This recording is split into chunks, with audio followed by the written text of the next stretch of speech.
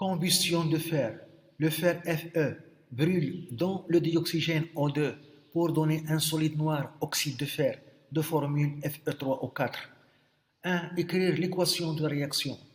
2. Peut-on faire brûler totalement un clou de masse M égale 5,6 g dans un flacon contenant le volume V égale 1,2 litre de dioxygène?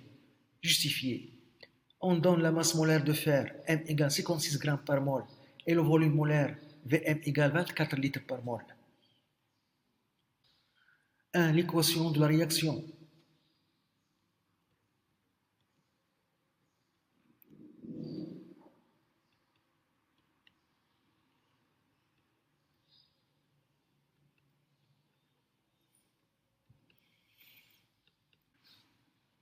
On a la réaction entre le fer Fe et le dioxygène O2 pour donner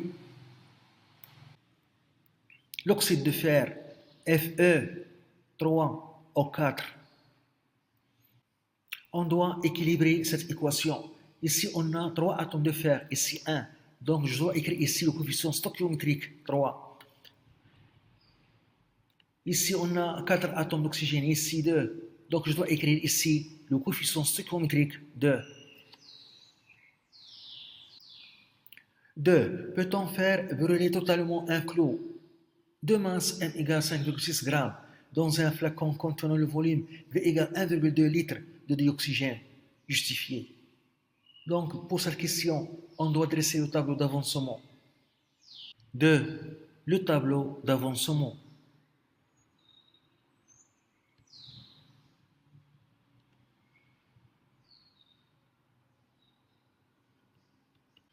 On a ici le tableau d'avancement.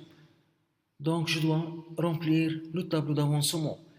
J'écris ici l'équation de réaction équilibrée. Ici, on a 3 Fe plus 2 O2 donne Fe3O4. Ici, on a une quantité initiale, à l'état initial, de fer Fe. Et on a une quantité initiale de dioxygène O2. Et ici, 0, le produit. Au cours de la réaction, on a l'avancement X. Ça signifie que la quantité de Fe consommée, 3X, car ici on a le coefficient stoichiométrique 3. Donc, il reste la quantité Ni Fe moins 3X. Et la quantité de dioxygène O2 consommée, c'est 2X, car ici on a le coefficient stoichiométrique 2. Donc j'écris ici ce qui reste, ce qui est présent, la quantité initiale moins 2X. Pour Fe3O4, le coefficient stoichiométrique 1, donc X mol se forme d'oxyde de fer. Dans l'état final, je remplace X par X max.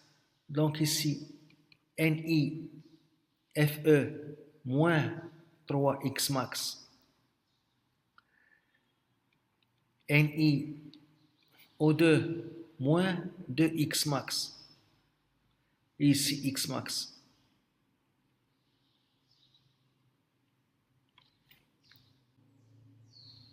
On calcule les quantités initiales.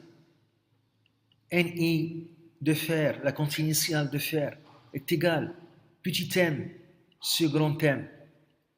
Petit m, 5,6. La masse molaire, 56. On trouve 0,1 mol. Pour O2, la quantité initiale de O2 est un gaz, donc le volume sur le volume molaire est égal à 1,2 divisé par 24. On trouve 0,05 mol.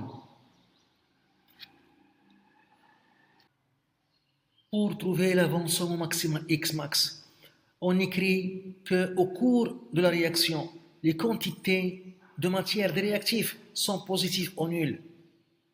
Donc, au cours de la réaction, la quantité de fer CNiFe moins 3X est positif ou nul. La même chose pour O2. La quantité de O2 au cours de la réaction CnIO2 moins 2X est positif ou nul. La première inéquation donne X inférieur ou égal NiFe sur 3. Et la deuxième inéquation donne X inférieur ou égal NiO2 divisé par 2.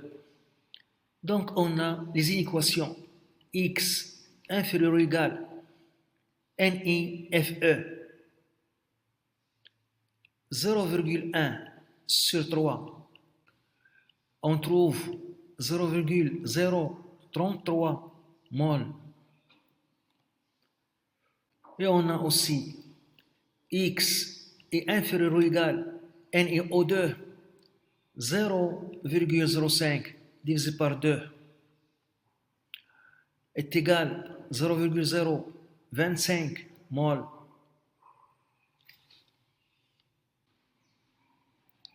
On a donc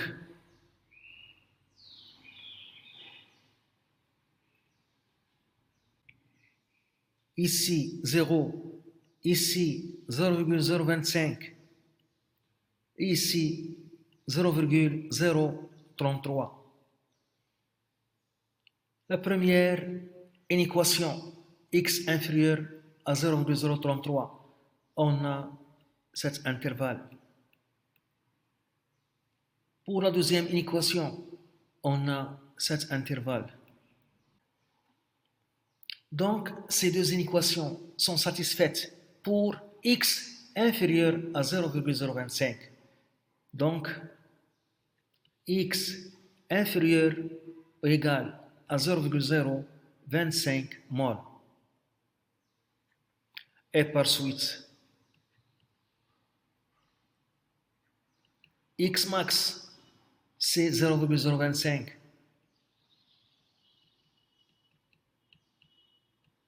Mol. On cherche maintenant les quantités finales des réactifs.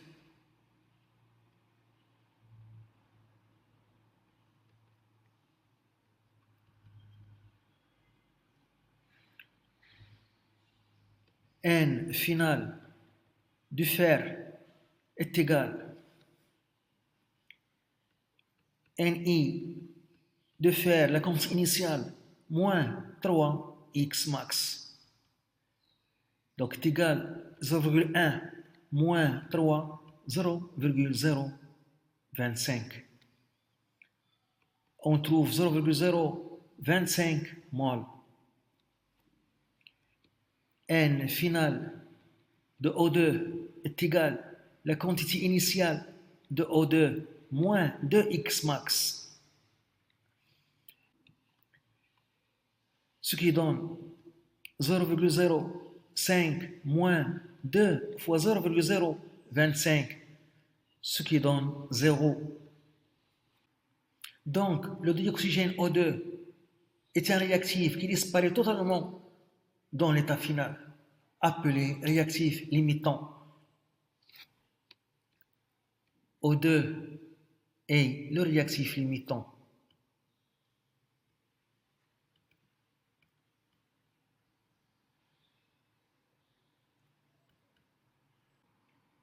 Le réactif limitant, c'est le réactif qui disparaît totalement dans l'état final.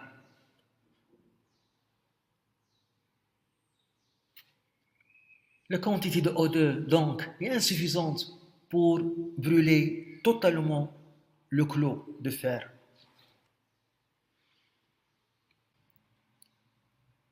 La quantité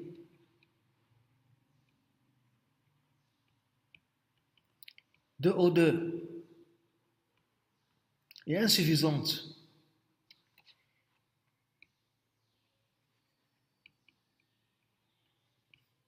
pour brûler totalement le clot de fer.